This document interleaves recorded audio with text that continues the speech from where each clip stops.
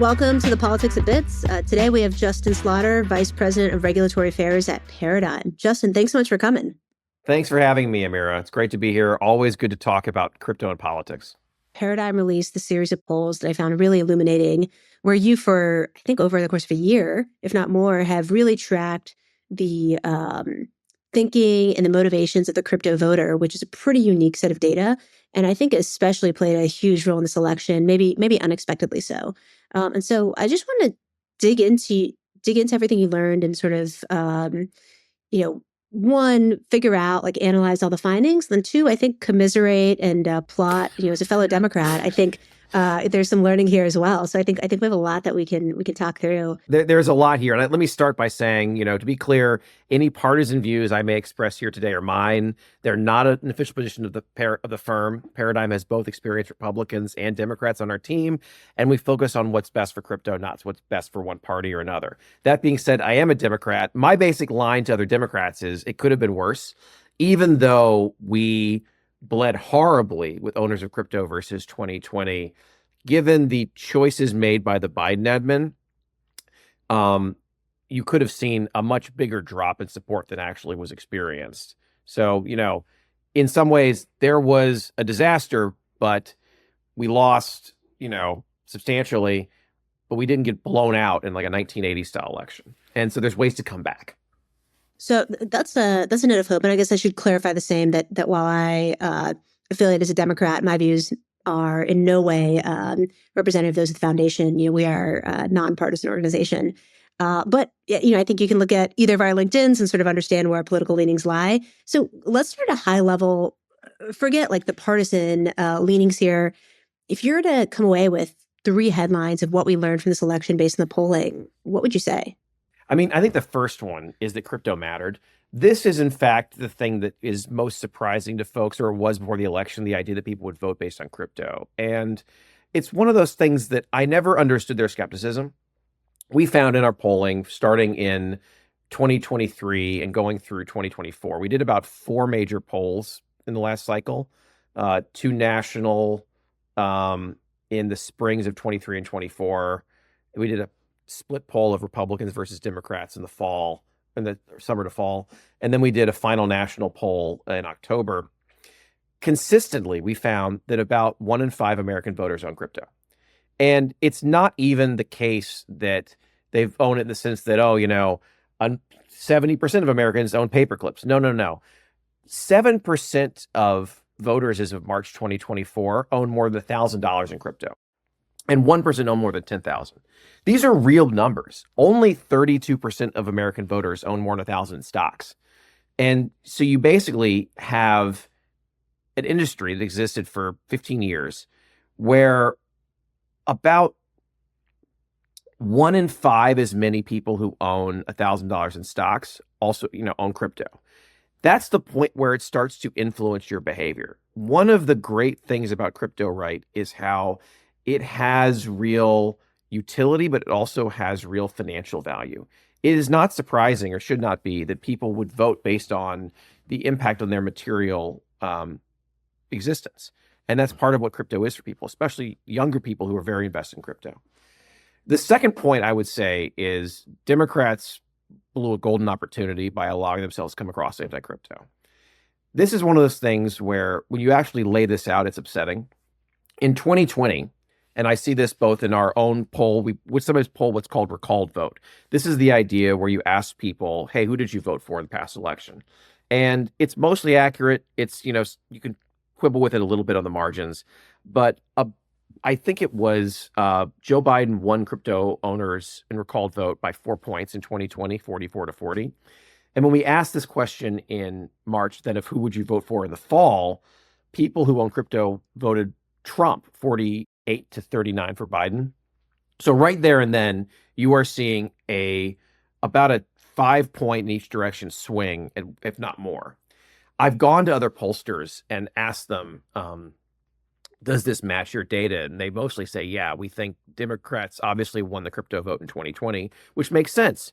Crypto owners skew young. They skew non-white. They skew male as well, admittedly. But these are demographic characteristics that traditionally align with Democrats. And now they are voting for Republicans. And so these are not voters that Democrats failed to get. It's voters they threw away. And I think it happened in part because people saw the Biden admin as being hostile to crypto. We can go into why that was. Now, Vice President Harris did take some steps, make some actions to try to ameliorate this problem. She, of course, said she wanted to make it safe for people who were African American to own crypto. She did not have quite the same anti-tech bias in her speeches that was often attributed to the Biden team. She indicated in some fashion that she might have a different SEC chair, but it wasn't enough. We did a small poll on election day as well, and it did indicate that among crypto owners, Trump still won them. Not as much as he would have won in March, which makes sense, right? Trump was beating Biden by more in polling that he was eventually won over Harris. But still, when I've polled this in the past, first Biden and then Harris would consistently tie among non-holders of crypto. So Trump's whole margin in many ways came from crypto owners. You can make an argument this is correlation, not causation, that it's not actually just because of crypto they moved over. But I also think it is dancing past the graveyard to assume this didn't matter. And this is leads to my third point, which is the crypto voter does exist. For a long time, we saw people saying, well, you just are pointing out that there's this correlation, right? I think the actual number I saw was crypto owners voted for Trump 55 to 42. Non-owners split 49-49. So that's theoretically the margin of victory. But I've had people say to me in Democratic politics, well, Justin, I own, $500 in Bitcoin. I still voted for Harris. I mean, I don't think it didn't impact my vote at all. And that's correct, right? I'm someone who is deeply passionate about crypto. I also voted for Kamala Harris. I, strongly voted for her. The idea that it was going to swing entirely is incorrect, just as it was also the case in 2020 that there were a decent amount of people voting for Trump who own crypto as well. So anyway, in our October poll, I actually asked for the first time, among the 20% of people who have owned crypto, do you consider yourself a single issue crypto voter? And I said, in that government policy on crypto is the single most important thing you consider when selecting a candidate for office. And to my surprise, 5% of all the voters, so about a quarter of that 20%, 5% of all voters said, yes, they're single issue crypto voters. And even though I think that number might be a touch high, among independents, it was like 2%. If there is even only 1% of the country is a single issue crypto voter, that is massive, because I have yet to find anyone who is a single issue anti-crypto voter. This happens a lot in politics. It's the concept of what's known as a small, very determined interest. If you have a policy, we'll say hypothetically, it's the anti-Justin policy, which is basically that I'm really going to make the lives of anyone named Justin really bad. I'm going to raise their taxes. I'm going to say really mean things about them. I'm going to, block them from employment. People not named Justin won't vote on that, but people named Justin will all vote passionately against that. So it is with crypto. It's not clear to me that there is, outside of the Beltway, anyone who will say, I was going to vote Republican, but now I'll vote Democratic because they're really mean to crypto. Conversely, we all know now people who are like, I was a passionate Democrat for my whole life. I voted for Clinton and Obama and Hillary and Biden, and I'm not voting for Harris this time, or I'm voting for Trump even, because I'm so mad at the actions taken to hurt my industry, to hurt this space, to attack me as a bad person. It's just a deadweight loss, basically. And I think that is the real shock for a lot of people in politics, that they ended up pissing off all these voters for no gain, to my knowledge, at all. I totally agree. It's bonkers across the board, the stats that you found, because I think directionally you're right. Even if the 5% number of all voters being single issue crypto voters is off, if it's directionally right, if we're in the same order of magnitude, that is a huge step change in politics because politicians will do all kinds of things to make sure that they capture an additional marginal 1% of the voter, right? I Exactly. think here's the thing that I have been trying to square, and I think there's a narrative here, but I'm not quite sure what it is, which is unlike a lot of other financial products, there is a single issue crypto voter. And I'm curious what you think is distinct about crypto because 32% of Americans, as you said, own stocks. I don't think there's a single issue stock voter out there, but there's something interesting about crypto and its sort of intersection between being a financial product and representing a movement. And you dig into this with some of your polls when you look at people who are interested in privacy or freedom. Like, what is it about crypto that you think drives this really fervent voting behavior? I think it's two things. And I will note at the start that while you don't get people who are single issue stock voters, Nate Silver does say that the stock market's a major indicator for him, for his model. So if the stock market's going down a lot, he regards that as a significant signal people will vote against the incumbent. But I think a lot of it is that crypto has potential for so much more than being money because it's also a software platform, right? It's also something people are building on. So it's not just that you're investing, it's also that you are finding community via crypto, maybe through Farcaster. You might be building systems as well. You might be employed in crypto. There is a degree to which when you work in crypto or own crypto, you're not just owning something, you're also involved in it in almost a social movement type system. And this is notable. And I was reading my assignment for myself this year is to read a lot of books on, shall we say, the nature of agrarian revolt and populist revolt in American history. So specific, but relevant. You can see why, dating mainly back to the 1880s and 1930 period. But back in the 1880s, there was a version of this in terms of the free silver movement, where a lot of the people were trying to make political change to get the government off the gold standard to get under silver. And it was both, they had financial reasons, but also they had philosophical reasons.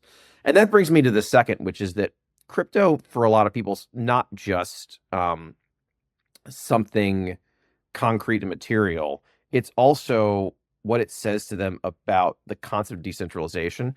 There's something about crypto that speaks to the alienated and looked over. We've seen this in our polling as well, in that one thing I found fascinating in March was we asked about crypto ownership by educational attainment. And usually the way this works is that on an issue, whether it's foreign policy or whether it's tax policy, traditionally it goes in either support for the issue rises with education or falls. What was weird about crypto is that it was actually more like a bit of a bell curve. Ownership was at, I think around 20%, maybe it was like 23, 24% among people who graduated high school, a little more among those who did some college, a little bit more among graduates of college, like 25%. And then it fell to 15% among people with postgraduate degrees. I looked at that, and that's a very strange pattern. It suggested to me that crypto is appealing to people who have lost faith in institutions. And this is seen as a check on that, which we think about in a lot of ways has applicability both on the right and the left. I also think this is why the Biden admin, with its focus on experts, institutions, and academic staffing, was so hostile to crypto. Because the people most likely to own crypto then are young, non-white, alienated. The ones least likely to, we saw this in our polling as well, were older, white, postgraduate holders. I am describing almost perfectly the senior staffer of a Hill committee or senior SES staffer at the Treasury Department or a staffer at the Biden White House. Why are we then surprised in some way that they were hostile to crypto? Yeah, it also correlates really well with actually the broader story of this election, right? Which is this election was a backlash against institutions, like business as usual, and it correlates perfectly with the growth of crypto. Y- I think what you said, sort of in the first point, also is right, which is I always think of crypto as a Rorschach test for your political or philosophical views, right? The reasons I was drawn to crypto and the reasons someone who is on the other side of the spectrum are drawn to crypto are very different, but we both can feel pretty fervent about the reasons that we're excited about this new economy, right? And for some folks, it's about financial freedom. For other folks, it's about a more sort of communal view of ownership of the internet. Um, I'd be curious, what book recs do you have that we should throw in the show notes for folks who want to read about how they can correlate the pro silver movement with the crypto movement today. Yeah. So here's the first one, which is Roots of Reform, the Farmers, Workers, and the American State from 1877 to 1917. And that's by Elizabeth Saunders. This was a book came out in the late 90s. And then another one, um, Monica Prasad's The Land of Too Much, American Abundance and the Paradox of Poverty. This, I think, is in fact, I'm looking forward to reading this, also a piece. A lot of the motivation for crypto, I think, among people under 40, and that's the thing that we see over and over again, is that I think something like, pull my data out, about 40% of men 18 to 54 bought crypto. And also about 16% of women 18 to 34 and 19% of women 35 to 54 bought crypto. So pretty significant, close to a majority of men under 55 have bought crypto. Over 55, 65, the number plummets. It's like 4 or 5% for men and for women. Crypto is appealing to people who haven't yet become affluent, and I think see some of the pathways of their parents and grandparents to affluence and prosperity being blocked.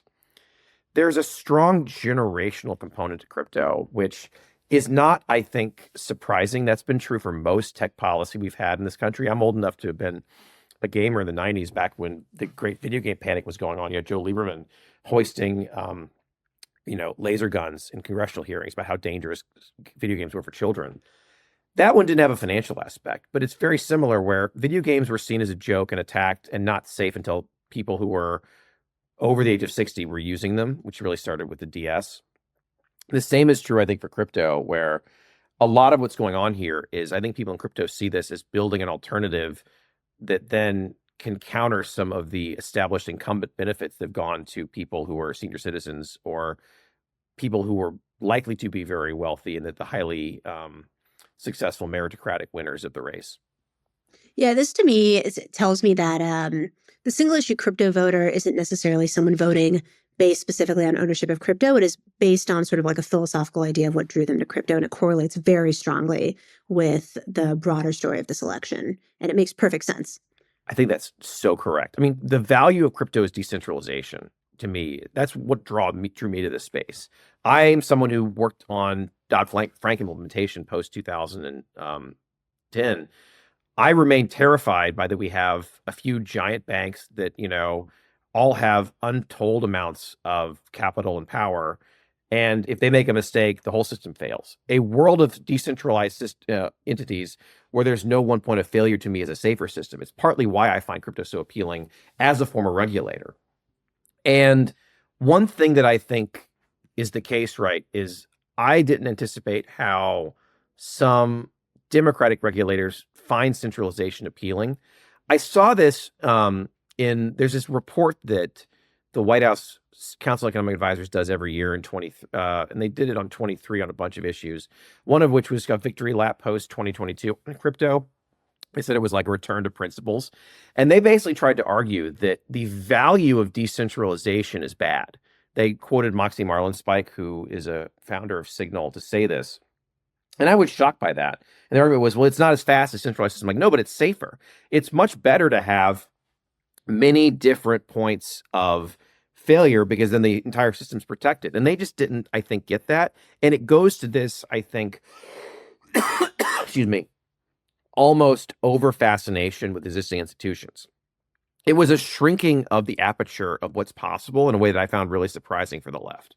And in the process, they also let all the Republicans come to become uniformly pro-crypto in a way that benefited the Republicans.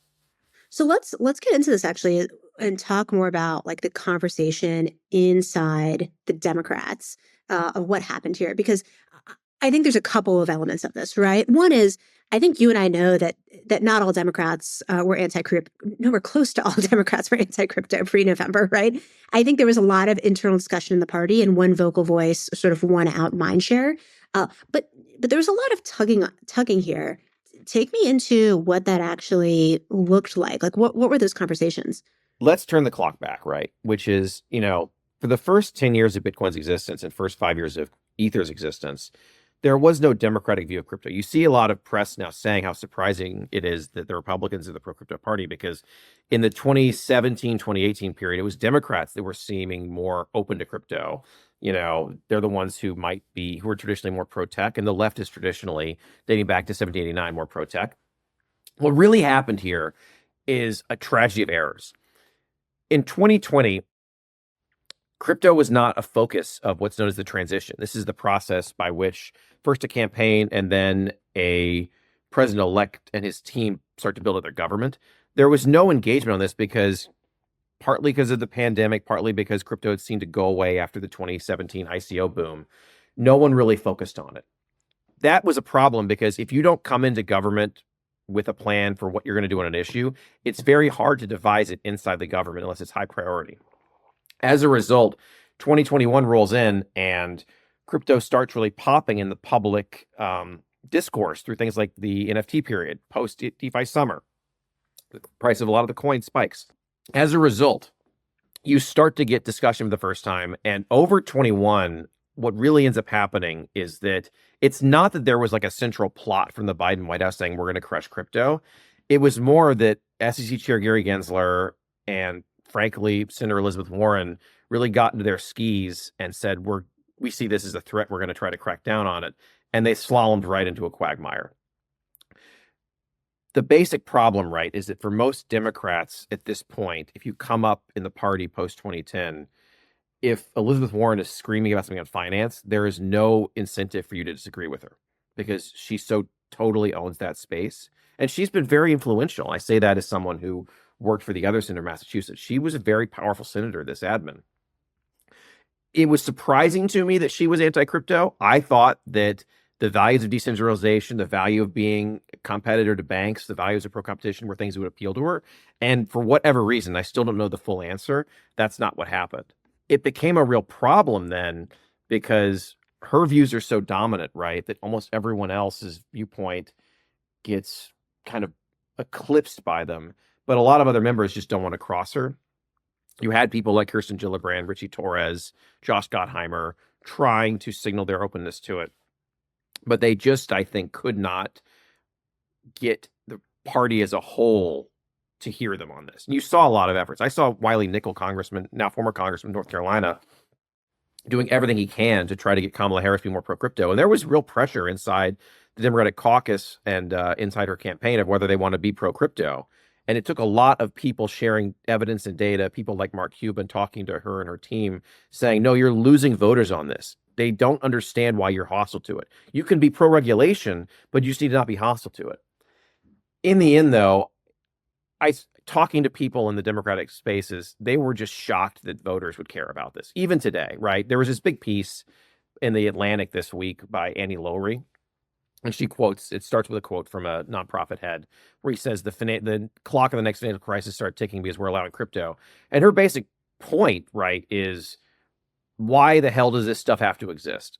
For some people in the Democratic tent, the sheer existence of crypto is just, it's like hearing your hard drive just lock and die. They just cannot get around it. The number is dropping because for most people, they don't want to spend capital in a shrinking tent on something like kicking people out for crypto. But it really is the case, right, that the failure to focus on this issue early, listening to Gary Gensler and Elizabeth Warren, and then not finding a way to get out from their shadow was costly. And that's where we ended up here. Yeah, we had a really strong, influential anti-crypto movement, not balanced out by anyone who was pro-crypto on the Democratic side, who was very loud or as influential. And in that absence, you had very anti-crypto policies emerge and gain traction. And I really do want to know why Warren decided to focus on this, because I would have thought, based on conversations I had before 2018 with her team, that they would have loved crypto. And there are people, it's a little known fact, Tim Wu, her big ally and worked on competition policy, could not work on crypto policy in the White House because he owned, as of 21, over 7 figures in Bitcoin. So it's not like there are people she's not close to who are not super into crypto. So I don't get this one. I really do not. Well, I have a theory, which is I think the Democratic Party has fashioned itself as the party of the people, and a big part of that, starting with or that was spearheaded by Elizabeth Warren, is consumer protection. Right, famously the sort of mother of the Consumer Financial Protection Bureau, and I think crypto got co-opted by this consumer protection narrative. And what didn't emerge was the counter narrative and decentralization, right? Yeah. And so without I think, a strong voice that talks about and really proved out the credentials of decentralization, it was very easy to capture mind share, right? Because everyone sort of saw the volatility of crypto. That's what's interesting, in that I definitely bought that argument. But doing more discussions and research, I think a lot of the Warren allies describe themselves as quasi-reluctant statists, or like, I value the state. There was some hang up they had where decentralization was not appealing to them. Right. I actually have seen that also. I think decentralization was something that people are quite skeptical of Yeah. because they don't quite understand the value of it. Yeah, I think that's right. So why don't we talk about where we go from here? So, it's it was too little too late, sort of towards the end of the election, for the Democrats to really win back the crypto voter. Um, where do you think the conversations are at today? And where do Democrats end up sort of pulling back some of the share?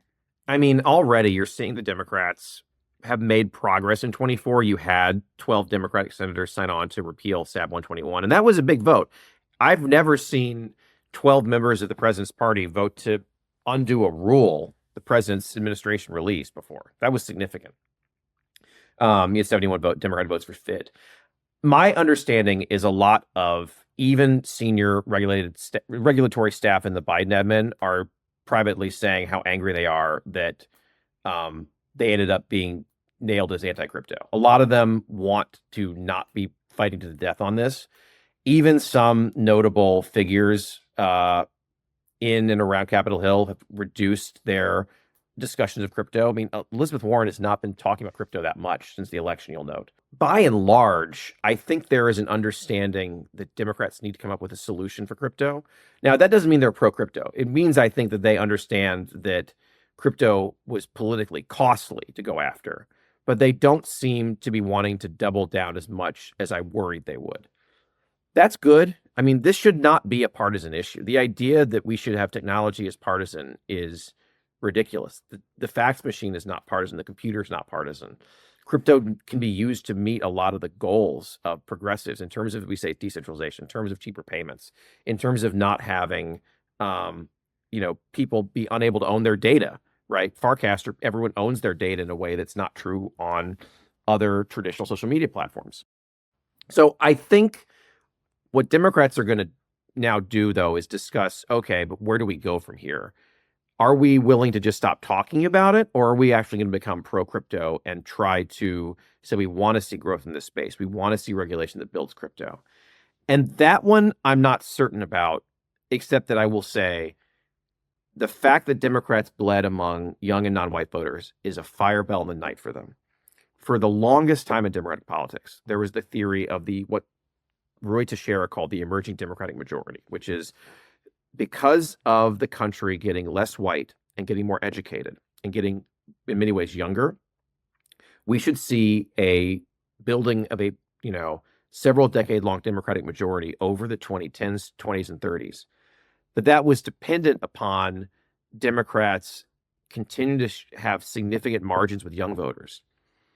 Democrats bled horribly with young voters this cycle, and it's not getting better. I've seen data that indicates people who are 15 to 18, the ones who are the degens in the discords, right, but can't vote yet, are more conservative than people 18 to 22, who are more conservative than people 32 to 36.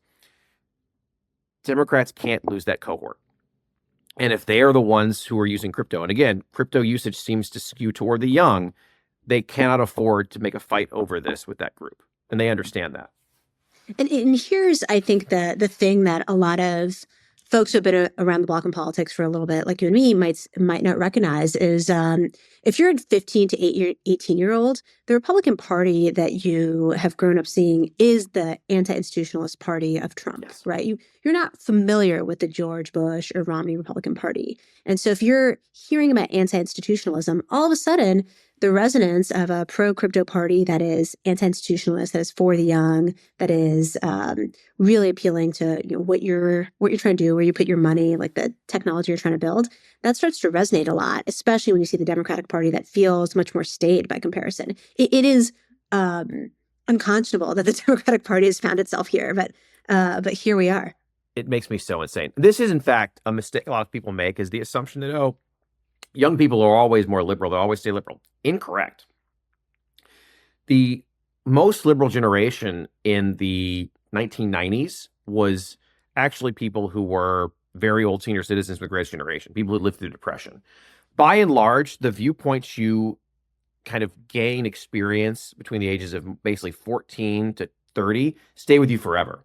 You don't really change that much after that. So if you're losing voters at, 15 to 25, you're not going to get them back at some point. They just been, so this is a major problem. It's crazy to me again, because as we know, when we were younger, I'm in my 40s now, it was the Democrats that were the cool party, the ones that were pro-tech, the ones that were pro-innovation. And now it's the Republicans saying that on almost every metric.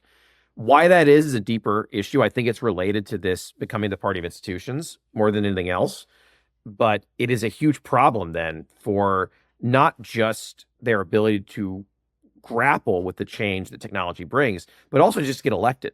If people think you don't like the work they do, the things they care about, and the jobs they take on, or the interest they have, they're not going to vote for you. And I think that's where Democrats made a mistake, in that they built this whole very large coalition to beat Trump in 2020, as they had to. They barely won. And they started then trying to kick people out of it, forgetting that they're not going to gain votes by kicking people out of the tent. Yeah, and a lot of young people are reliant on these new ways of making money, or relying on tech. This is, in fact, the thing that I find the most infuriating, which is every great left movement in history for hundreds of years is the idea not of restoring a lost past, but of finding an undiscovered future. That was true from literally 1789 through the 1848 revolutionaries, through FDR, Happy Days Are Here Again, Bridge to Mars, Bill Clinton, all these things. And instead, what we now see, I think, is, at least in the Biden admin, for whatever reason, a greater belief in trying to return to the past. We're trying to return to the 1950s. We're trying to return to a past economy. I saw more techno-skepticism in this admin than I've ever seen in a Democratic admin. And why is a really hard and deep question. I think it's related to 2016 and downstream dislike of social media, but it definitely painted the views they had toward all technological innovation. I was someone who was senior in the Biden admin. I'll protect their name to, spare the quasi-guilty, who tried to argue to me that all technological innovation since 2000 is bad, that there has not been one good thing, like from Uber to Airbnb to crypto to AI, all of it's iPhones, bad. like all of it. Yeah, honestly. Yeah. And I'm like, are you really serious? I love the 90s too. I wouldn't prefer to live in the 90s than right now. I think you are misreading the voter base if you think people really want to return to that. And they just, I think, had this fantasy that a period where a lot of them were not even born was a better one than today. It's so wild to me. It's like a lot of the Obama team lost faith in their own vision of government post 2016. Mm. And it just surprises me, because I would have thought that the people who were in power in 2014 in the Obama admin would find radical decentralization, transparency, innovation, crypto values deeply powerful. And a lot of them just did not. Maybe we're all products of our environment. There's a great argument, right, that this has been not the Biden admin, but the Trump interregnum. It was an admin sandwiched on either side by Donald Trump. And as a result, this whole admin feels in some ways not like its own independent thing, but it's a reaction to Trump. Maybe we should not be surprised, therefore, that they would be, more negative to tech, where they saw tech as empowering Trump, but it's just a tragedy. Yeah, but tech wasn't really empowering Trump, 2016 through 2020. So there's all kinds of messiness. Anyway, we have a few minutes left, and I want to make sure to get to one point that we had chatted about before, which is about where we go from here as crypto, and what crypto engagement with government looks like in these next few months, couple of years. Because I think there's a lot of folks that think that things are going to move really quickly, but crypto unification isn't quite guaranteed. And so, there's sort of a baseline that's been established, which is crypto has demonstrated a right to exist and power in the political process. Where do we go from here? What do those politics look like? So obviously the Trump admin's hitting the ground on crypto. They've got a, very talented SEC chair nom in Paul Atkins. I don't agree with him in a lot of things, but he's certainly a very serious person, and he's going to, I think, make real progress in crypto in a way that our side is not. They have a strong crypto advisor in David Sachs. They have a host of other staffers interested in supporting crypto's growth.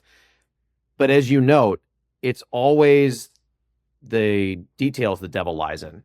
It's very easy to say I'm going to come in and find out ways to help crypto grow, but actually do it on policy grounds, to do the little line by line regulation legislation is very difficult. My guess is they're going to spend most of 2025 in listening mode trying to understand. There'll be action at the SEC on certain aspects. Like I think they'll pull back SAB 121, for instance. But on Capitol Hill, I think it'll move slower than people expect in terms of legislation because this is hard. I said this to the Biden campaign, in fact, in the spring. The U.S. is the laggard on crypto legislation around the world, right? Europe has MiCA, the Japanese have the Payment Stablecoins Act, Singapore has its law, the UK is working on its. But that's in terms of CeFi and stablecoins. Gen 2 of crypto, DeFi, nobody's figured out a way to regulate yet. And there's no analogy in TradFi that we can apply for how to deal with DeFi. With CeFi, yes, you can take certain aspects of traditional finance regulation, make changes appropriate to crypto, and apply that, and you've got a model. There's no model for DeFi. And then they even deal with the fact of the things that we are, rapidly striving into the future on, from how to deal with MEV to the intersection of crypto and AI. So one anxiety I have / think will happen is that the pace of change of technology will continue to outpace the change of regulatory response. Even though there will now be less of a gap, there will continue to be a situation where even this admin may struggle to keep up with how much change is happening and how quickly. For the industry, that means it's more important than ever to engage, right? I mean, it continues to be the case that, at least at the moment, you can't own crypto and work crypto policy of the government. That's a requirement that I think the Office of Government Ethics made in 2022. Even though there are people who will likely come into the government from crypto, and that's good, once you're out of this space, it's very different in terms of how you interact with it. I'll double down on that again because I think people don't realize that. If you own crypto, you cannot work on crypto policy in the executive branch. Yes. But you know this too, that like there's this great line of political science where you determines where you stand. You could have a view you think is totally fixed. You can take a job somewhere else at another company or another or inside the government, and the changed circumstances around you will change how you respond to different things. So it's going to be important for people to understand we're not over the finish line. We're in many ways just starting the race. Now comes the real time to be working with people in the government, but both parties, to understand how to regulate crypto in a way that supports American values, supports American investors, supports American consumers, promotes American jobs, promotes innovation. That also, though, means engaging not just with Republicans, but Democrats. I mean, in some ways, right, there will never be a better time to engage with the Democrats in crypto than right now. They come out of an election that was lost in part because of crypto. They don't have a position on it yet. They're trying to figure out their future and are in the middle of a painful cycle of recrimination and fighting. This is the best time to be reaching back out to people who even you thought might be inexorably opposed to crypto, to talk to them and say, here's why I'm in this space, especially if it's somebody you actually know personally. I have found by far the most persuasive advocates for crypto are people who talk about their own lives with people who already know them, because then you have that personal interaction and makes all the difference in the world. Absolutely. I think there's a couple of lessons here, which is I think there's a lot of interest in engaging the administration, engaging Republicans on crypto, which is absolutely important, right? These are the folks that are going to be writing the laws over the next 2 years at least, or at least like taking the pen, right? But people always remember who visits them when they're down and who kicks them.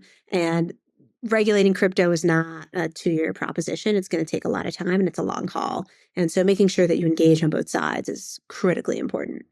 That's one thing that, like, it's a repeat game. There's this one thing I keep trying to stress to everybody is we're all stuck together. There's no final victory over a political party, over an industry, over people who don't like an industry. We're all still going to be here tomorrow, eventually, So understanding that we all have to find a way forward together is an important mindset. But I interrupted you, Amira. No. Anything else that you think crypto voters should glean from 2024 and where we go from here? I think the number one thing is understanding that the knowledge base in DC remains low. the average member of Congress does not spend time on crypto Twitter. They don't know how a validator works. They may not even know how to pronounce the word DeFi. And you see this if you watch the hearings. So even people who say they are pro crypto does not mean they're actually pro crypto. It means they're saying that. Until you see someone really using crypto and the policymaker level, I think it is wise to assume they still don't really get it. And I say that about myself. I love being at Paradigm in part because I get to hang out with the smartest researchers on the planet, in my opinion, who are doing stuff at, cycle speeds 5x faster than I could in my 20s. But I also recognize that like part of, I try to keep up with their tenacious speeds. And for members of Congress who can't work in this full time and are even older, it's that much harder to keep pace on this stuff. So the number one thing to remember is the knowledge base of the general populace, of anti-policymakers and pro-policymakers, and also reporters remains fairly low. So that's the first thing. The second thing is what I think will be really interesting to see how crypto grows over the next several years. 20% of the voting base is strong. It approaches the level, and I'm not a gun owner, but the percent of people who own guns, I think it's like a 30%. And they're a very powerful group, obviously.